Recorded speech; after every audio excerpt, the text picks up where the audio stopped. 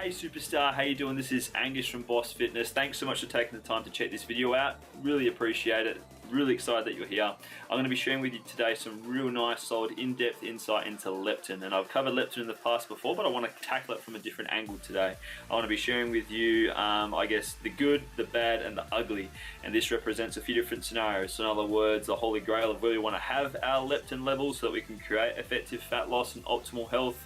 The bad, in other words, what you want to try and avoid, and then also the ugly, which is known as sort of leptin resistance. And leptin resistance is something that is becoming very common with people when they're going about their dieting and weight loss endeavors and stuff like that. So I want to make sure that you understand how you can steer clear of that, how you can move yourself into the good and have your leptin levels on point.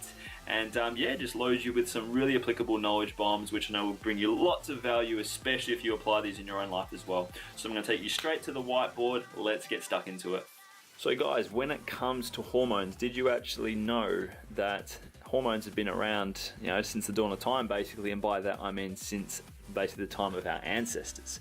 So some pretty hardcore stuff. And when it comes to the research of hormones as a whole, things like insulin and stuff like that have been the big sort of ball game or whatever since like the 50s and 60s, but it's only since the 90s that sort of leptin has all come about.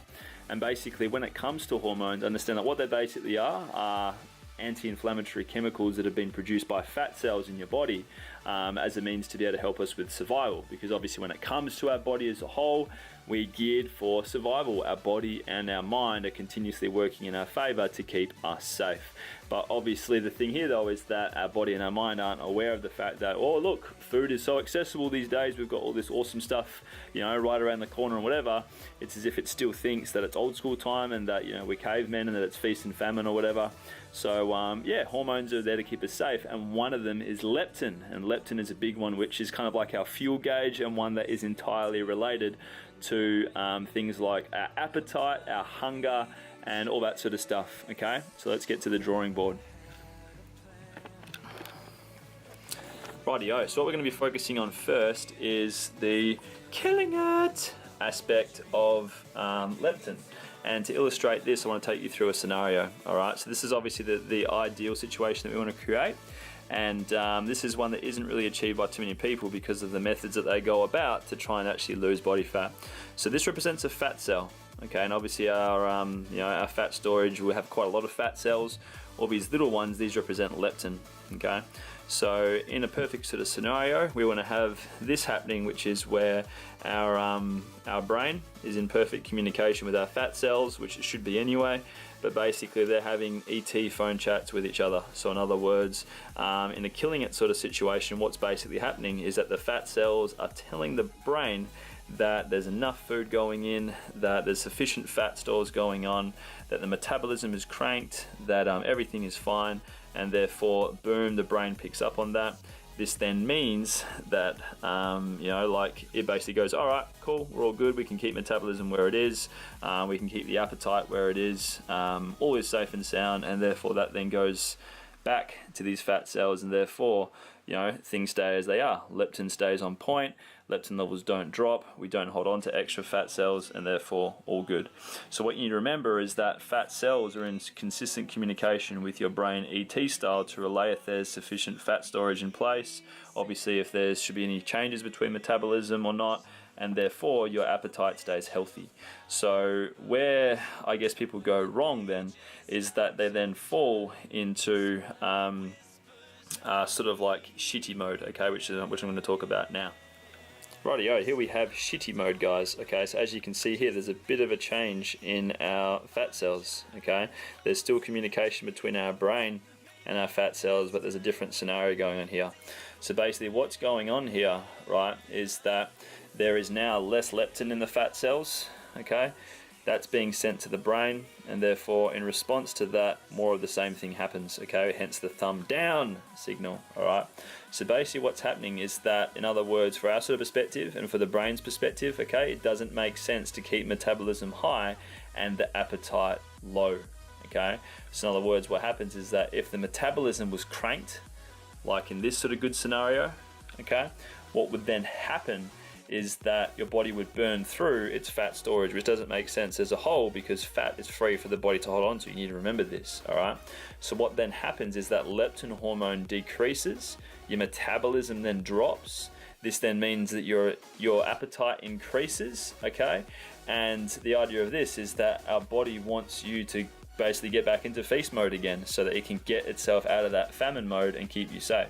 So what then happens here as a means of metabolism dropping is that you're going to start losing some of your muscle mass, okay? And the reason why this happens is because muscle costs the body a lot of energy to keep, so your body's going to want to let go of what's costing it most. Obviously it will let go of a little bit of fat storage, don't get me wrong, but what you're going to be dropping here mostly is muscle tissue. We're talking like, you know, if you lose a kg, probably 50 to 60% of that will come from your actual muscle storage, okay? So obviously what we don't want to see happening is this, okay? But then next level shitty situation can happen, and that is what's known as resistance, okay? So as you can see here, there's still a lot of leptin going on, okay?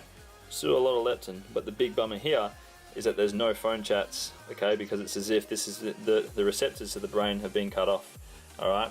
And why this is that lots of fat, you know, sort of is there to use, okay, because obviously you're eating lots, you're overweight, whatever. So the thing here though is that when people are having leptin resistance, they're wondering why they're still so hungry all the time, because if they've got lots of leptin, well then, you know, like, what's the deal, bro? You know what I mean? So basically what's happening here is that you're hungry all the time, yes, okay? This is because the phone call doesn't reach the brain to tell yourself that you're full and that you're getting in enough food and that your body's got enough fat, okay? In other words, the body thinks that this is going on, yeah? Whereas actually what's going on here is that you've got lots of leptin, you've got more than enough fat, but because you basically fucked up your leptin levels, the receptors aren't going off here and therefore the brain doesn't know what's going on. So what happens here is that the brain thinks that leptin levels are still low, all right? And then the metabolism continues to drop and your appetite increases because the body still thinks that you're in famine mode and therefore wants to get you into feast again, all right? And what usually causes this sort of leptin resistance and things like that is that you've been in too long of a deficit for too long. So by that I mean you've been taking in too much, too less calories for too long, that sort of thing. Or what's been happening is that you've been yo-yo dieting, that sort of thing. You know, and by yo-yo dieting I mean you're jumping from one program to the next. You're sort of like, you know, trying out detoxes, bam bam bam. You're overeating maybe, so in other words you're eating at a surplus when it's not warranted. You know, too much cardio, too much stress going on, you're too much, you know, strained mentally and not having sufficient stress management in place. You could even be not having enough sleep. Like all these sorts of things will have a negative impact, you know, upon your leptin hormone levels. But the good news is that there's some easy ways that you can be going about to actually be able to change all of this and to make sure that you can get your leptin levels back on point again. So basically this is just where you need to start eating smart, okay? And by that I mean know how much energy your body needs overall, meet that daily, and then go about making sure that you eat as much real food as possible to meet those overall intakes.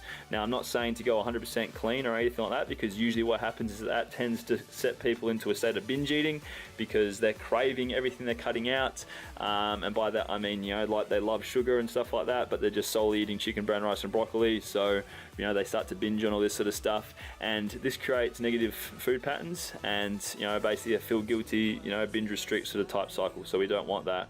What I believe to be very effective is making sure that you're getting in sufficient amount of carbs, sufficient amount of protein, sufficient amount of fats for, you know, hormone regulation, and then just knowing how much your body needs. If you're eating for fat loss, cool, make sure you create a gentle deficit, not a really restrictive one.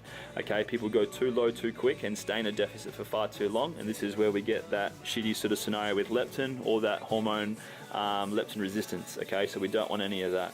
In other words, it's not overly hard to be able to get your leptin levels in this good sort of state, okay? In the killing it sort of state, we want to make sure that you've got the means in place, that you've got the consistency, and therefore your body will work in your favor, and this then means that you will have those ET phone chats in place and everything will be on point, okay? Because at the end of the day, fat loss, yes, calories in, calories out is important, all that sort of stuff is great, and pretty much the hierarchy of what's going to allow you to get the results that you want.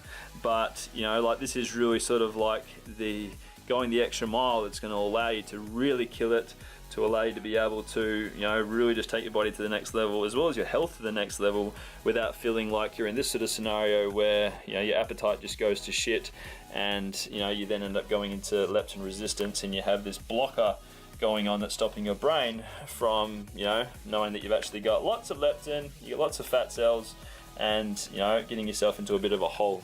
Okay, so that's obviously not what we want at all. And bam, there we go, some amazing knowledge bombs. Really hopes you were able to relate to them and understand them. Obviously it can be a bit more complex than that, and I know this because of the shitload of stuff that I've read, and a lot of it contradicts as well, believe it or not, but what I've given you is just my insight into how I interpret leptin to work, and hopefully that didn't just blow your mind, but rather make it easy to understand, and therefore now you can go forward to be able to take action and make an awesome environment internally for solid leptin levels, but then also now you know what you shouldn't be doing, so that you therefore make sure that you do not create leptin resistance and basically dig yourself into a hole of, you know, outrageous appetite, all that sort of shitty stuff. Okay, so please do me a massive favor, if you found this video valuable and you're new to the channel, make sure that you press subscribe, make sure you press the like button. It would mean a world to me, and it means that you can stay connected to all the content videos, all the awesome videos that I post about nutrition, training, mindset, eating, fat loss, the works, over these coming weeks throughout my channel.